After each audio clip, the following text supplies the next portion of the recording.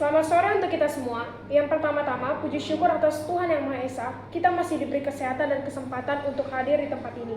Sebelumnya, saya mengucapkan terima kasih kepada Bapak Pahala selaku dosen pengampu mata kuliah Advokasi Kesehatan, serta kepada teman-teman sekalian yang menonton video kami ini, yang dapat juga meluangkan waktunya untuk melihat video presentasi kami. Baik, di sini kelompok kami membahas tentang perencanaan dan pembentukan Permenaker nomor 8 tahun 2010. Baik, sebelum kami mulai ke slide.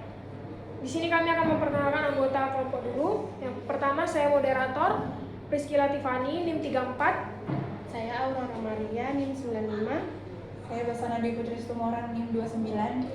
Saya Maria Agustina NIM 11.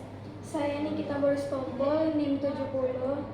Baik, langsung saja masuk ke latar belakang. Alat pelindung diri adalah alat yang digunakan oleh karyawan saat melakukan pekerjaan sesuai dengan kebutuhan pekerjaan yang spesifik dengan maksud untuk melindungi karyawan agar memiliki lingkungan kerja yang nyaman dan aman.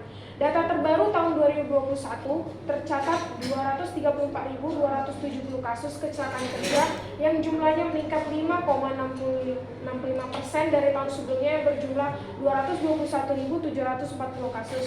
Untuk menjamin hal ini, pemerintah Indonesia melalui Peraturan Menteri Tenaga Kerja dan Transmigrasi nomor Permenaker nomor 8 tahun 2010 tentang alat pelindung diri menetapkan kewajiban pengusaha dalam menyediakan dan mengatur penggunaan APD di lingkungan kerja sesuai dengan standar nasional Indonesia atau SNI atau standar lain yang berlaku, menyediakannya secara gratis kepada pekerja serta menjalin penggunaannya sesuai dengan karakteristik bahaya di tempat kerja.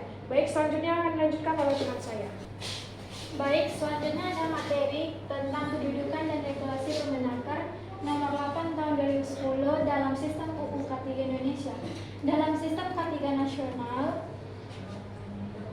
kedudukan Permenaker nomor 8 tahun 2010 adalah sebagai berikut. Yang pertama, peraturan turunan atau pelaksana, yakni peraturan ini dibuat untuk melaksanakan ketentuan yang lebih umum yang diamanatkan oleh peraturan di atasnya. Yang kedua, spesialisasi. Fokusnya sangat spesifik, yaitu mengatur secara detail mengenai alat pelindung diri di tempat kerja yang tidak diatur secara rinci dalam Undang-Undang Dasar Ketiga. Yang ketiga, ada mengikat. Meskipun berupa peraturan menteri, isinya mengikat secara hukum bagi pengusaha, pengurus, dan pekerja di tempat kerja. Adapun dasar regulasi Permenaker nomor 8 tahun 2010 diterbitkan berdasarkan landasan hukum utama sebagai berikut. Yang pertama ada Undang-Undang Dasar Negara Republik Indonesia tahun 1945, pasal 27 ayat 2, yang berarti tentang hak setiap warga negara atas pekerjaan dan penghidupan yang layak bagi kemanusiaan. Yang kedua, ada Undang-Undang Pasal 3 ayat 1 huruf F UU nomor 1 tahun 1970 secara eksplisit menyatakan salah satu syarat keselamatan kerja adalah memberikan alat-alat pelindung diri pada para pekerja yang diwajibkan. Di Permenaker nomor 8 tahun 2010 merinci bagaimana kewajiban tersebut harus dilaksanakan. Yang ketiga, ada Undang-Undang nomor 13 tahun 2003 tentang ketenagakerjaan. Selanjutnya materinya akan disampaikan sama teman saya. Selanjutnya itu ada tahap awal perencanaan pembentukan Permenaker 08 tahun 2010. Tahap awal perencanaan pembentukan Permenaker 08 tahun 2010 berangkat dari kebutuhan hukum untuk memperkuat perlindungan keselamatan dan kesehatan kerja di tempat kerja. Sebelum peraturan ini diterbitkan, kewajiban melindungi tenaga kerja dari bahaya kerja sebenarnya sudah diatur dalam Undang-Undang nomor 1 tahun 1970 tentang keselamatan kerja dan Undang-Undang nomor 13 tahun 2003 tentang ketenagakerjaan. Namun, kedua undang-undang tersebut hanya mengatur prinsip umum tanpa memberikan pedoman teknis yang rinci mengenai jenis APD, standar kelayakan, serta tata cara penyedia dan penggunaannya. Kondisi ini menimbulkan kesenjangan antara norma hukum dan praktik di lapangan sehingga perencanaan awal difokuskan pada identifikasi masalah terkait masih tingginya angka kecelakaan kerja dan penyakit akibat kerja yang berkaitan dengan rendahnya penggunaan APD dan tidak seragamnya standar APD di perusahaan. Berdasarkan kebutuhan tersebut, Kementerian Tenaga Kerja dan Transmigrasi melalui unit teknik Yang menangani ketiga menyusun konsep awal kebijakan sebagai bagian dari tahap perencanaan yang kemudian dituangkan dalam draft awal peraturan dan dilengkapi dengan harmonisasi internal serta penilaian yuridis. Dengan selesainya kajian awal tersebut, rancangan Permenaker tentang APD dimasukkan ke dalam program pembentukan peraturan sehingga tahap awal perencanaan dapat dianggap tuntas dan Permenaker 08 tahun 2010 lahir untuk menutupi kekosongan pengaturan teknis mengenai APD sebagai instrumen utama perlindungan K3 tempat kerja. Selanjutnya akan dijelaskan oleh teman saya. Selanjutnya ada tahapan umum proses penerbitan Permenaker nomor 8 tahun 2010. Proses pembentukan peraturan menteri seperti Permenaker nomor 8 tahun 2010 umumnya mencakup tahapan sebagai berikut. Yang pertama ada perencanaan dan penyiapan konsep, di mana inisiatif untuk menyusun peraturan ini muncul dari kebutuhan untuk mengatur secara spesifik kewajiban pengusaha dalam menyediakan APD yang standar untuk melindungi pekerja dari bahaya di tempat kerja sesuai amanat Undang-Undang Nomor 1 Tahun 1970 tentang keselamatan kerja. Yang kedua ada penyusunan dan pembahasan internal, di mana draft konsep dibahas secara internal oleh tim teknis kementerian. Pembahasan ini melibatkan berbagai unsur terkait, termasuk Direktorat Jenderal Pembinaan Pengawasan Ketenagakerjaan atau Ditjen Binawas dan unit terkait keselamatan dan kesehatan kerja. Yang ketiga ada harmonisasi pembulatan dan pemantapan konsepsi hukum, di mana ada rancangan peraturan dikoordinasikan dan diharmonisasi dengan unit eselon satu lainnya di kementerian dan instansi terkait termasuk Kemenkumham.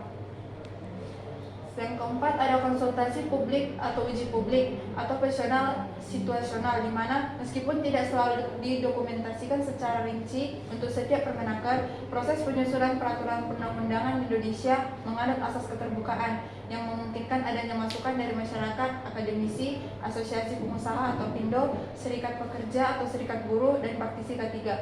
Yang kelima ada penetapan. Setelah melalui proses harmonisasi dan pembahasan yang matang, rancangan Permenaker ditandatangani dan ditetapkan oleh Menteri Tenaga Kerja dan Transmigrasi pada tanggal 23 Juli 2010. Dan yang keenam ada pengundangan. Peraturan yang telah ditetapkan kemudian diundangkan secara resmi oleh Menteri Hukum dan Hak Asasi Manusia pada saat itu dijabat oleh Patrialis Akbar SH dengan penempatan dalam Berita Negara Republik Indonesia agar mengikat secara hukum dan diketahui oleh publik. Selanjutnya akan dijelaskan oleh teman saya. Yang berikutnya itu ada penerapan Permenaker nomor 8 tahun 2010 sejak diterbitkan sampai sekarang. Permenaker Trans nomor 8 tahun 2010 tentang alat pelindung diri atau APD lahir dari kebutuhan negara untuk memberikan pengetahuan teknis yang lebih rinci mengenai perlindungan tenaga kerja. Sebelum peraturan ini terbit, perlindungan keselamatan kerja memang telah diatur dalam Undang-Undang Nomor 1 Tahun 1970 tentang keselamatan kerja dan Undang-Undang Nomor 13 Tahun 2003 tentang ketenagakerjaan. Namun kedua undang-undang tersebut hanya memuat norma umum tentang kewajiban pengusaha melindungi pekerja dan belum mengatur secara spesifik mengenai jenis APD, standar penggunaannya, kewajiban penyediaan oleh pengusaha, maupun kewajiban pemakaian oleh pekerja. Tingginya angka kecelakaan kerja dan penyakit akibat kerja yang masih banyak dipengaruhi oleh faktor kurangnya perlindungan fisik di tempat kerja mendorong Kementerian Tenaga Kerja dan Transmigrasi untuk menyusun suatu peraturan menteri yang bersifat teknis dan operasional. Secara prosedural, proses penerbitan Permenaker Trans nomor 8 tahun 2010 dimulai dari tahap perencanaan dan penyusunan rancangan peraturan oleh unit teknis Kementerian Tenaga Kerja dan Transmigrasi yang membidangi pengawasan ketenagakerjaan dan keselamatan serta kesehatan kerja K3. Setelah rancangan awal tersusun, dilakukan pembahasan dan harmonisasi internal dengan Biro Hukum dan unit terkait di lingkungan kementerian untuk memastikan bahwa substansi peraturan tidak bertentangan dengan peraturan perundang-undangan yang lebih tinggi, memiliki kejelasan rumusan, dan dapat dilaksanakan secara efektif di lapangan. Tahap berikutnya adalah pengundangan dalam Berita Negara Republik Indonesia yang merupakan syarat mutlak untuk suatu peraturan perundang-undangan mempunyai daya laku hukum.